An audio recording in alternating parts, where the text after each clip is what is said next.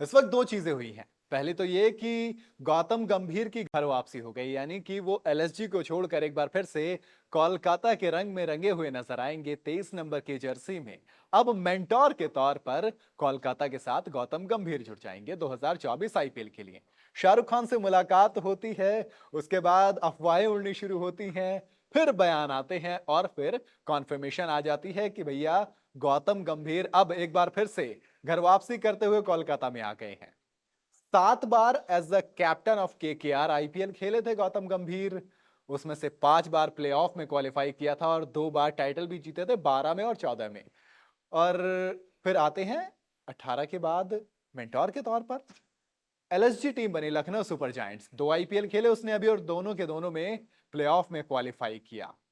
और एक बार तो ये भी तय हो गया था ना, हमें नया नया कैप्टन में नया टाइटल विनर मिलेगा। वो गौतम गंभीर की मेंटोरशिप में ही हुआ था। और 6 साल बाद अब एक बार फिर से गौतम गंभीर कोलकाता की जर्सी में नजर आएंगे।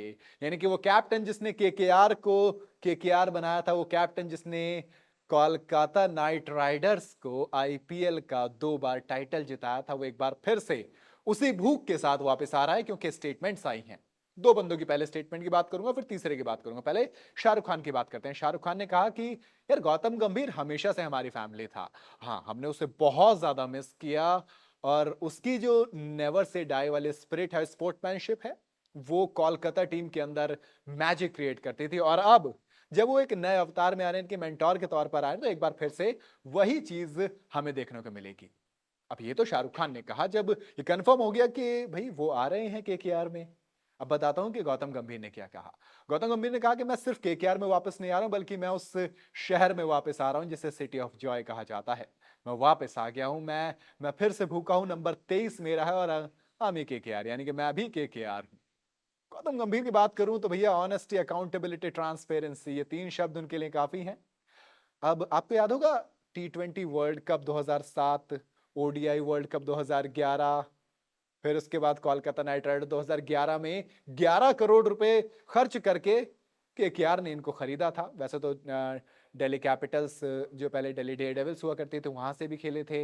लेकिन उसके बाद 2011 से 2017 तक ये कोलकाता के साथ रहे। इस दौरान 5 बार प्लेऑफ में क्वालिफाई किया, 2 बार जिसमें जीत भी गए, फाइनल में पहुंचे। और किसके, जब चैंपियंस लीग हुआ करती थी, यानी कि जो अलग अलग लीग्स के चैंपियंस होते थे उनके साथ मिला के एक चैंपियन डिसाइड किया जाता था।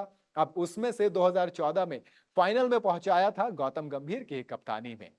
इसके बाद क्या होता है, 2021 में चेन्नई से हार जाती है फाइनल। कौन? केकेआर।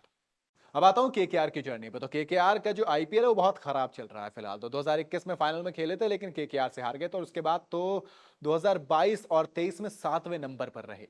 यानी कि आपकी हालत बहुत ज्यादा खराब थी। ऐसे में कोलकाता को जरूरत थी एक ऐसे इंसान की जो वाकई में केकेआर यानी कोलकाता नाइट राइडर को रिवैम्प कर सके, कोलकाता नाइट राइडर को एक बार फिर से पलट सके। तो ऐसे में इससे बेहतर इंसान कौन हो सकता था?